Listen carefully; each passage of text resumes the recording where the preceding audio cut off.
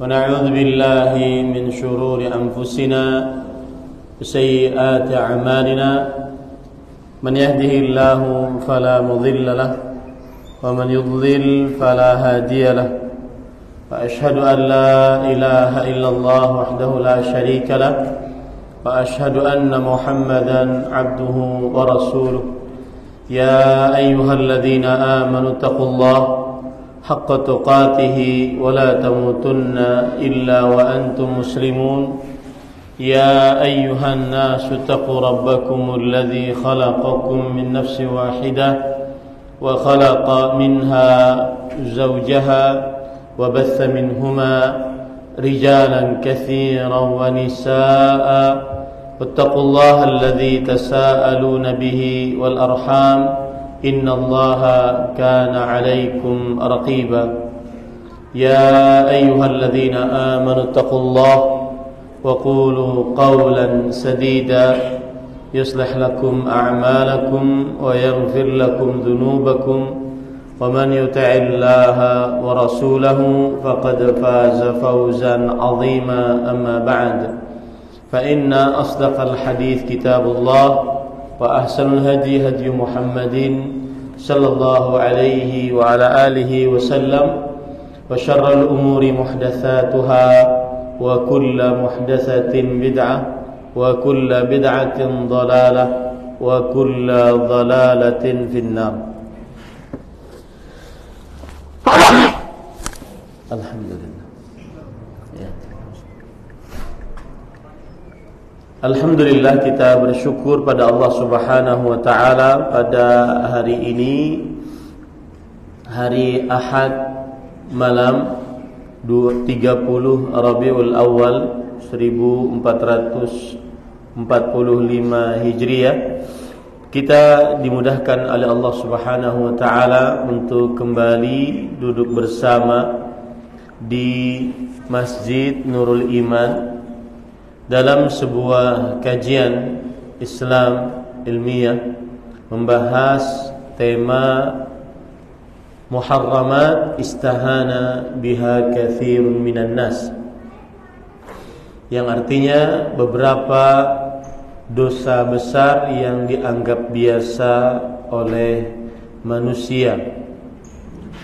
Salawat dan salam semoga selalu Allah berikan kepada Nabi kita Muhammad sallallahu alaihi wa ala alihi wasallam, pada keluarga beliau, para sahabat, serta orang-orang yang mengikuti beliau sampai hari kiamat kelak.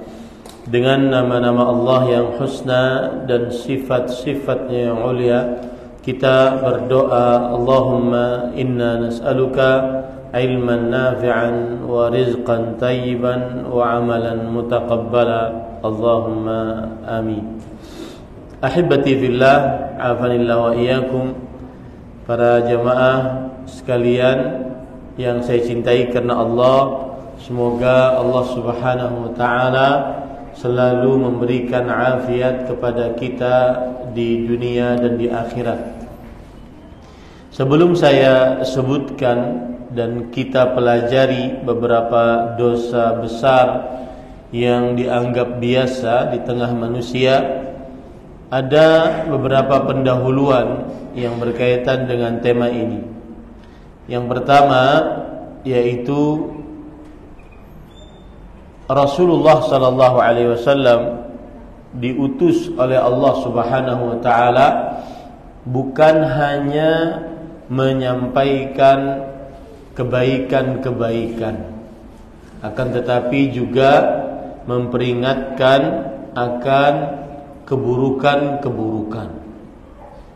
Dan begitulah tata cara dakwah yang sesuai dengan petunjuk Rasul sallallahu alaihi wa ala alihi wasallam, bahwa berdakwah bukan hanya menyampaikan kebaikan-kebaikan, keutamaan mengerjakan ini dan itu, pahala mengerjakan ini dan itu dari amal ibadah, tetapi juga memperingatkan manusia, mengancamkan kepada manusia larangan-larangan Allah Subhanahu wa taala. Allah Subhanahu wa taala berfirman di dalam surah Al-Baqarah ayat 213, "Kana an-nasu ummatan wahidah, fab'atha Allahu an-nabiyyin mubashshirina wa mundzirin." Manusia itu adalah satu kesatuan, umat yang satu. Lalu setelah timbul perselisihan, maka Allah Subhanahu wa taala mengutus para nabi sebagai pemberi kabar gembira, yaitu mubasysyirin, yaitu siapa yang mengerjakan ini maka dia akan dapat ini, siapa yang mengerjakan itu dia akan dapat pahala ini. Itu namanya tabsyir, mubasysyirin.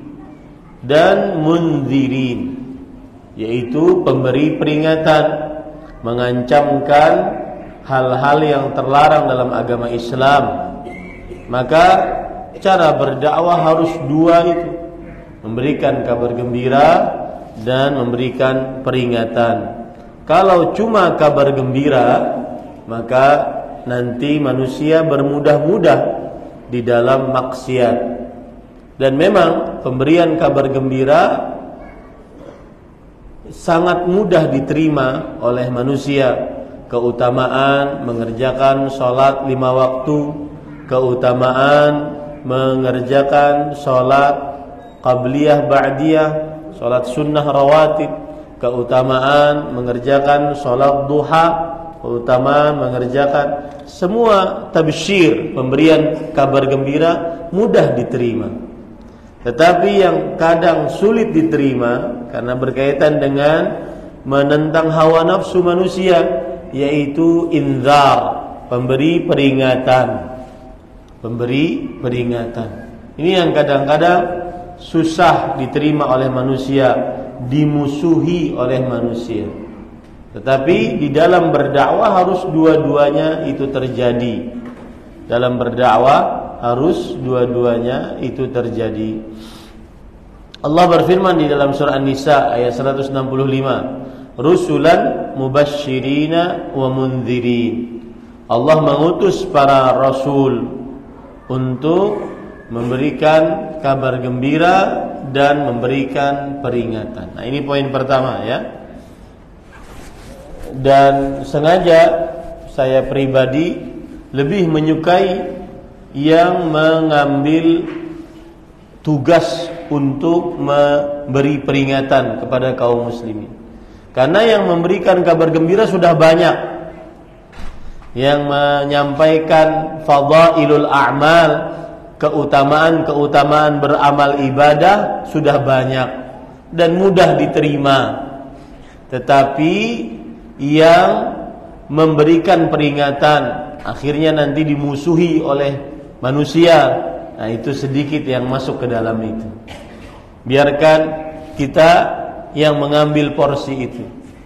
Dicela oleh manusia, ada haters dari manusia, biarkan. Karena memang seperti itu. Huffatil jannatu bil makarih. Surga diliputi dengan sesuatu yang dibenci oleh manusia. Mengerjakan yang dibenci, maka dia akan masuk surga. Dibenci oleh hawa nafsu manusia, maka dia akan masuk ke dalam surganya Allah Subhanahu wa ta'ala. Kemudian poin yang kedua. Jadi contoh poin pertama tadi memberikan kabar, memberikan peringatan keras, seperti misalkan melarang kesyirikan, melarang perbuatan bid'ah, melarang perbuatan dosa-dosa besar seperti yang kita lakukan sekarang ini. Nah, ini banyak musuhnya. Ya. Orang kalau menjadi mundzirin banyak musuhnya. Kenapa? Karena berkaitan dengan memerangi hawa nafsu yang disukai oleh manusia. Adapun yang menyampaikan mubasysyirin, kabar gembira, nah itu mudah diterima, disukai banyak orang. Disukai banyak orang. Tetapi tidak mengapa kita mengambil tugas itu di dalam berdakwah, yaitu mundzirin, memberikan peringatan keras kepada kaum muslimin agar menjauhi hal-hal yang dilarang dalam syariat Islam. Poin yang kedua, tujuan dari tema ini, beberapa dosa yang dianggap biasa oleh manusia, tujuannya adalah agar kita mengetahuinya sehingga kita menjauhinya. Karena sebagian orang yang terperosok ke dalam dosa-dosa besar, bahkan mereka anggap itu biasa, mereka disebabkan karena tidak ada pengetahuan bahwa itu dosa besar. Satu, atau mereka tidak tahu kalau siksanya besar.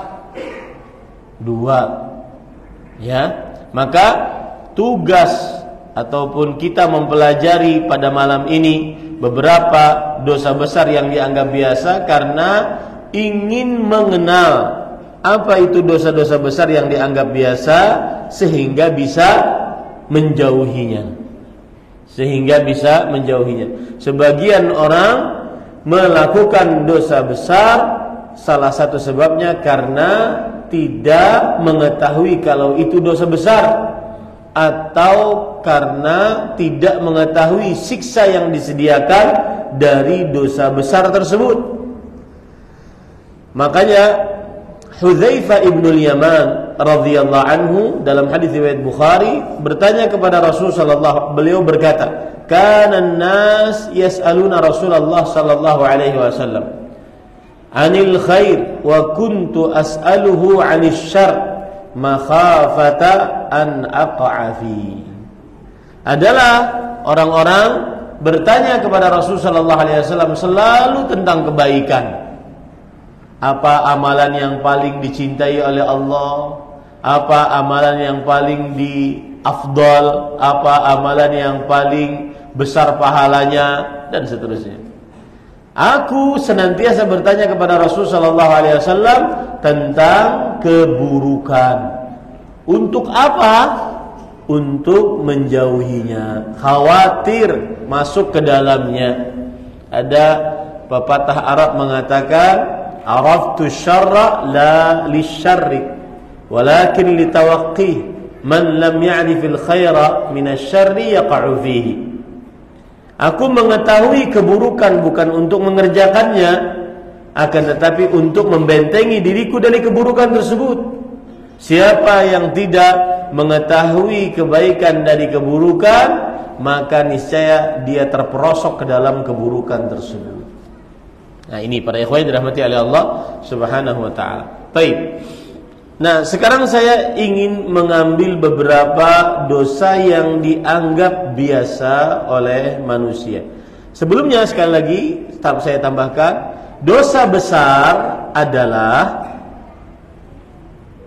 kullu dzambin khatamahu Allahu binarin aw la'nah aw 'adzabin aw ghadab. Setiap dosa yang diancam oleh Allah dengan neraka, dengan siksa, laknat dan murka. Jadi kalau ada ayat yang diancam di dalamnya, ayat yang menyebutkan dosa, kemudian diancam di dalamnya dengan siksa neraka, itu dosa besar. Kalau ada hadis yang menyebutkan dosa diancam pelakunya dengan laknat, itu dosa besar. Kalau ada ayat yang menyebutkan dosa diancam pelakunya dengan murka, ghadab, itu dosa besar. Kalau ada hadis yang diancam pelakunya dengan siksa tertentu di dunia ataupun di akhirat, itu dosa besar.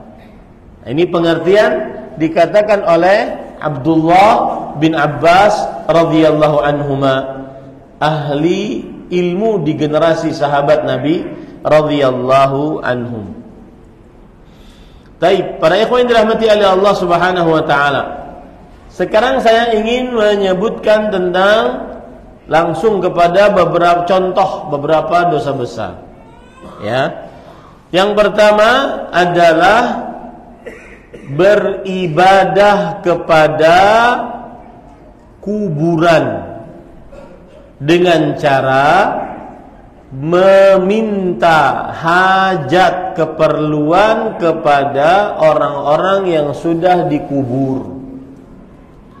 Beribadah kepada kuburan dengan cara meminta hajat kepada orang-orang yang sudah dikubur.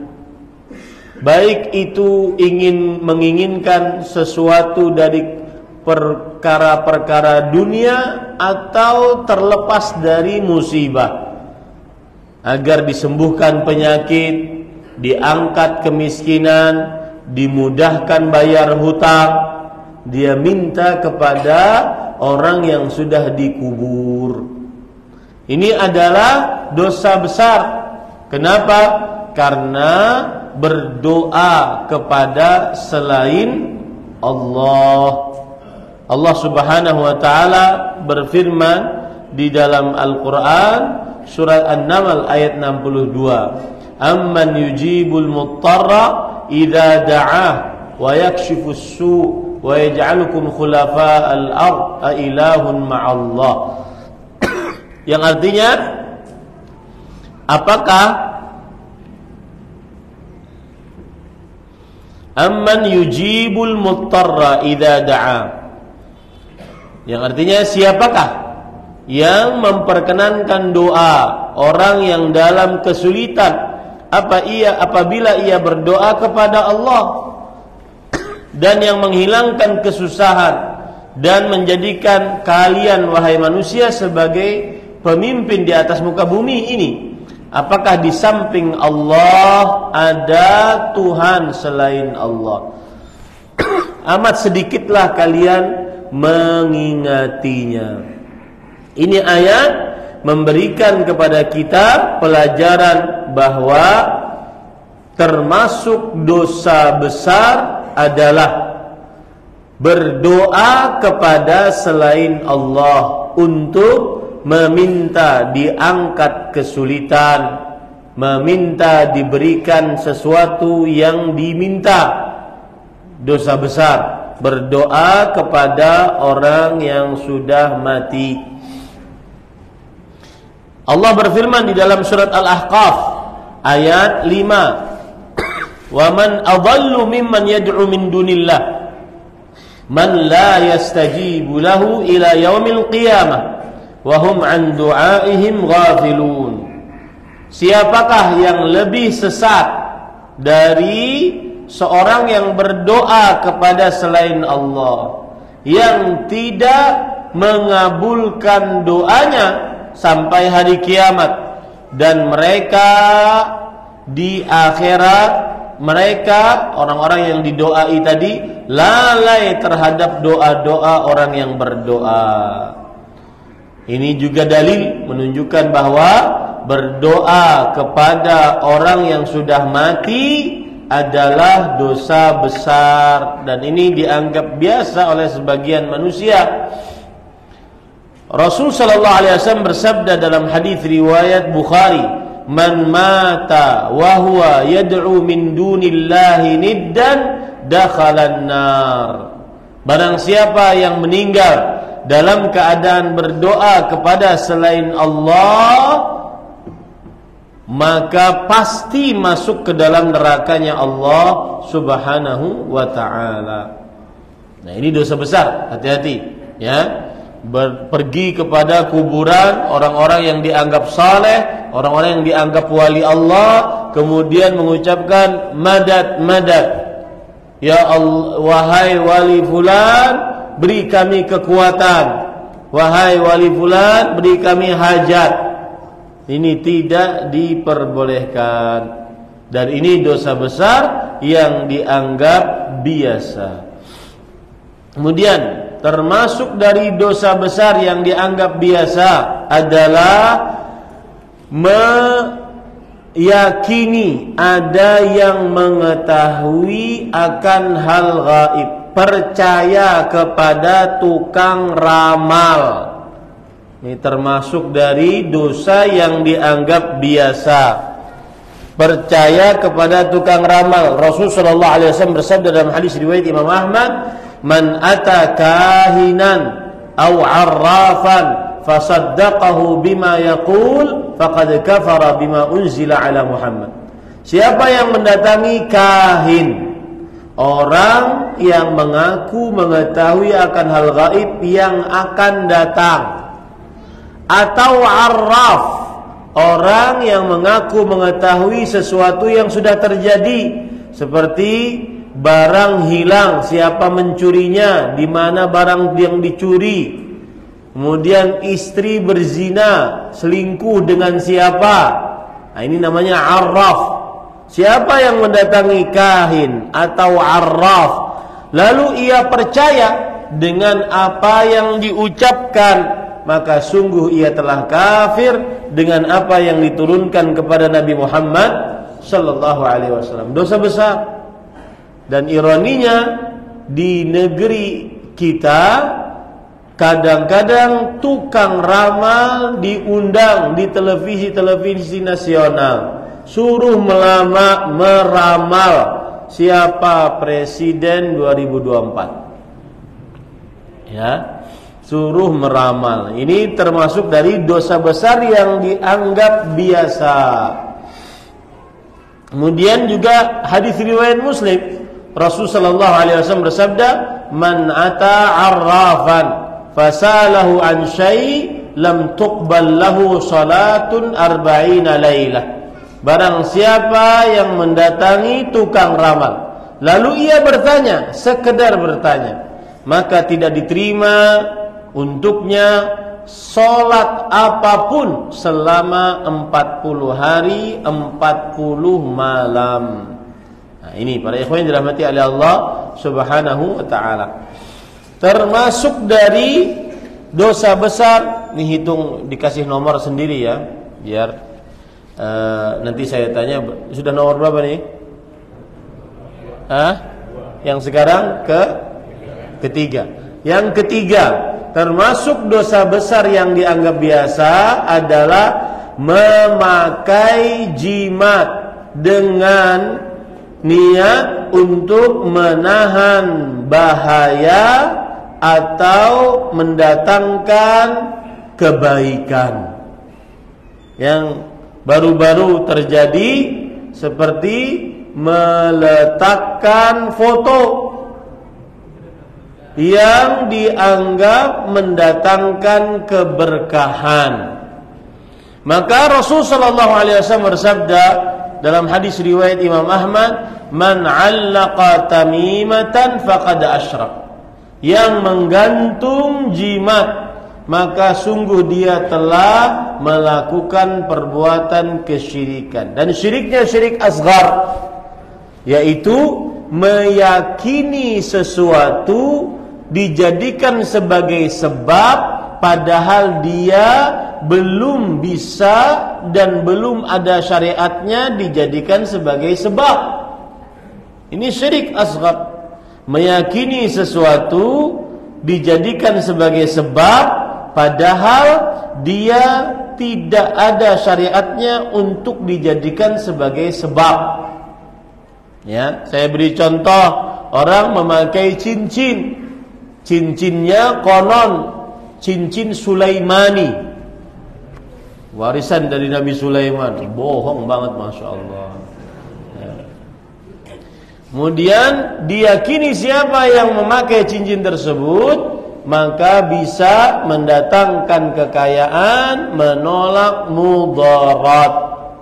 Maka cincin belum dijadikan di dalam syariat Islam sebagai sebab syar'i atau syar'i dini yang sesuai dengan syariat dan sesuai dengan agama Islam, atau sebab kauni qadari, sebab yang dipilih oleh Allah untuk menjadi sebab. Belum ada dalilnya akan hal tersebut. Maka jika itu dijadikan sebagai sebab, maka itu adalah melakukan kesyirikan. Melakukan kesyirikan. Syirik asghar tidak mengeluarkan dari agama Islam, tetapi dosa paling besar setelah syirik akbar. Mengalahkan dosa meninggalkan sholat, mengalahkan dosa berzina dengan ibu kandung, mengalahkan dosa membunuh bapak. Syirik asghar. Dan syirik asghar bisa naik menjadi syirik akbar kalau meyakini cincin itulah yang mengatur, mencipta, berkuasa. Foto itulah yang mengatur, mencipta, berkuasa. Karena tidak ada yang mengatur, mencipta, berkuasa kecuali Allah. Ya. Hal min khaliqin ghairullah yarzuqukum minas sama? Apakah ada maha pencipta selain Allah yang memberikan rezeki kepada kalian dari langit? Tidak akan ada. Ailahun ma'allah? Adakah Tuhan bersama Allah dalam hal ini? Tidak ada. Nah, ini termasuk dari dosa besar yang dianggap biasa. Dan jimatnya macam-macam. Bisa cincin, bisa foto, bisa tasbih, bisa macam-macam pokoknya. Ya. Bisa tulisan raja-raja yang digantung di pintu, digantung di mobil, ditanam ataupun ditanam di depan rumah dan seterusnya. Ini termasuk daripada dosa besar yang dianggap biasa. Kemudian para ikhwan yang dirahmati oleh Allah, termasuk yang keempat, dosa besar yang dianggap biasa juga adalah at-tiyarah, merasa bernasib sial dengan sesuatu yang dilihat atau yang didengar. Seperti misalkan pencarian hari baik di dalam menentukan sebuah acara. Tanggal sekian dihitung tidak cocok, tidak baik dengan tanggal ini. Calon mempelai laki-laki tanggal lahirnya sekian, calon mempelai perempuan tanggal lahirnya sekian. Kemudian dihitunglah angkanya tersebut. Lalu keluarlah angka tanggal 2 bulan 2 tahun 2022. Ya. Cakep iya. Akan tetapi meyakini itu sebuah hal yang baik, belum ada dasarnya dari syariat Islam, maka sedangkan tanggal-tanggal lain dianggap sial, nah ini disebut dengan tiarah. Dan perlu kita ketahui bahwa merasa bernasib sial dengan sesuatu yang dilihat atau yang didengar, baik itu warna, angka, hewan atau apapun, itu adalah kebiasaan musuh-musuh para rasul. Lam yu'rafu tatayyur illa an a'da'ir rusul. Tidak pernah dikenal tatayyur dalam sejarah manusia kecuali itu berasal dari kebiasaan musuh-musuh para rasul alaihi wassalatu wassalam. Ya, ini para ikhwan yang dirahmati oleh Allah. Rasulullah sallallahu alaihi wasallam bersabda, "At-tiyaratu syirk." Merasa bernasib sial dengan sesuatu yang dilihat, yang didengar adalah kesyirikan. Hadis riwayat Imam Ahmad. Yang kelima, betul? Yang kelima merasa termasuk daripada dosa besar yang dianggap biasa adalah bersumpah dengan nama selain Allah. Ini juga syirik asghar. Bersumpah dengan nama selain Allah Subhanahu wa taala. Rasul sallallahu alaihi wasallam bersabda dalam hadis riwayat Imam Ahmad, "Man halafa bi ghairillah faqad asyrak." Barang siapa yang bersumpah dengan nama selain Allah, maka sungguh dia telah melakukan kesyirikan. Syiriknya syirik asghar. Ya, kenapa? Karena mengagungkan selain Allah. Orang kalau bersumpah itu kan dia menyebutkan sesuatu yang diagungkan. Demi Allah, demi Rasulullah. Dia berarti mengagungkan Allah dan juga mengagungkan Rasulullah sallallahu alaihi wasallam. Sama dengan mengagungkan Allah. Ini tidak boleh. Demi Allah, demi ibu saya, demi bapak saya, demi keturunan saya 7 turunan. Ini nggak boleh. Ini dosa besar dan ironinya itu dianggap biasa.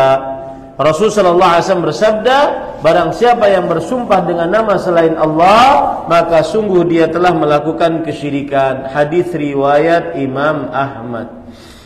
Kemudian termasuk daripada dosa besar yang dianggap biasa, itu tadi semua adalah akidah kesyirikan. Sekarang sedikit berkaitan dengan fikih, yaitu para ikhwan yang dirahmati oleh Allah Subhanahu wa taala, salat yang tidak tumakninah, ini dosa besar.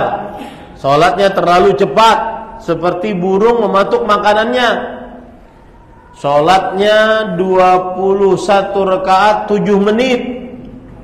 Ini dosa besar yang dianggap biasa. Ya, bahkan dianggap budaya. Ini tidak benar. Rasul sallallahu alaihi wasallam bersabda dalam hadis riwayat Imam Ahmad, aswa'un nas sariqatan alladhi yasriqu min salatih. Manusia yang paling buruk pencuriannya adalah yang mencuri di dalam salatnya. Lalu para sahabat bertanya, "Wa kaifa yasriqu min salatihi ya Rasulullah?" Bagaimana ia mencuri dari salatnya wahai Rasulullah sallallahu alaihi wasallam? Kemudian Rasul sallallahu alaihi wasallam bersabda, "La yutimmu ruku'aha wa la sujudaha." Tidak menyempurnakan ruku dan sujudnya, tidak tumaninah, terlalu cepat sholatnya.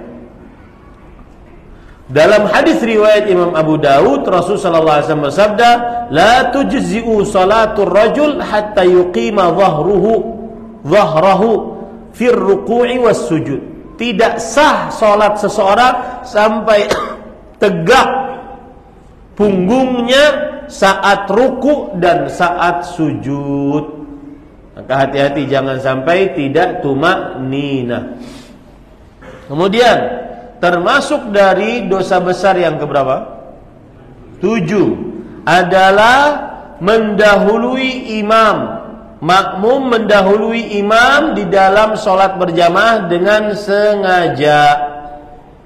Dengan sengaja. Dalam hadis riwayat Muslim, Rasul sallallahu alaihi wasallam bersabda, "Ama yakhsha alladhi yarfa'u ra'sahu qabla al-imam an yuhawwilallahu ra'sahu ra'sa himar." Apakah tidak takut makmum yang mengangkat kepalanya sebelum imam, Allah akan rubah kepalanya menjadi kepala keledai. Keledai apa kedelai? Keledai. Ya, keledai. Ini para ikhwan yang dirahmati oleh Allah Subhanahu wa taala. Baik. Kemudian yang ke-8, termasuk dosa besar yang dianggap biasa setelah perihal salat, ya. Dan termasuk dosa besar yang dianggap biasa yang berkaitan dengan salat adalah menjamak salat tanpa sebab syar'i.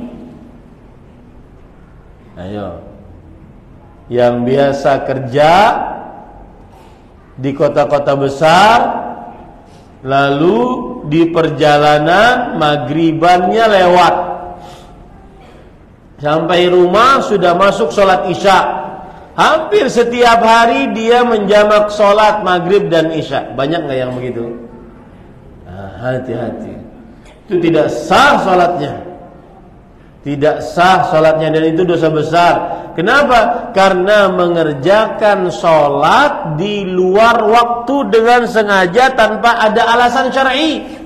Allah berfirman, "Innas salata kanat 'alal mu'minina kitaban mawquta." Sesungguhnya salat ditetapkan oleh Allah Subhanahu wa taala pada waktu-waktu yang sudah ditentukan.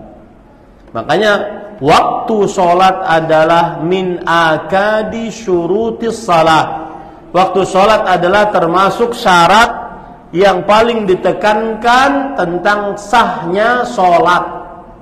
Ya, waktu salat. Maka jangan pernah mengerjakan salat di luar waktu. Yang selanjutnya berkaitan juga dengan sholat adalah tidak sholat atau kadang sholat atau kadang tidak, atau sholat sebagian yang lain ditinggal. 3 poin itu. Tidak sholat sama sekali, kadang sholat kadang tidak, atau sebagian dikerjakan sholatnya dari sholat wajibnya, sebagian ditinggal. Kadang sholat, tidak sholat sama sekali, ini sudah dimabhumi, sudah diketahui. Kadang yang kedua adalah kadang sholat, kadang tidak. Ya, kadang sholat, kadang tidak. Yang ketiga, sholat sebagian yang lain ditinggal. Seperti sholatnya cuma 2 kali setahun, sholat Idul Adha, Idul Fitri. Itu pun dia karena panitia. Ya, atau sholatnya cuma subuh, zuhur, asar di kantor nggak sholat, maghrib, isya sudah pulang baru sholat lagi. Nah, ini dosa besar. Rasul sallallahu alaihi wasallam bersabda, "Al-'ahdu alladhi bainana wa bainahumus shalah, faman tarakaha faqad kafar." Perjanjian antara kami kaum muslimin dan mereka orang kafir adalah perihal salat. Siapa yang meninggalkan salat maka sungguh dia telah kafir. Kita lanjutkan setelah salat Isya. Wallahu a'lam. Sallallahu nabiyana Muhammad walhamdulillahirabbil alamin. Wassalamualaikum warahmatullahi wabarakatuh.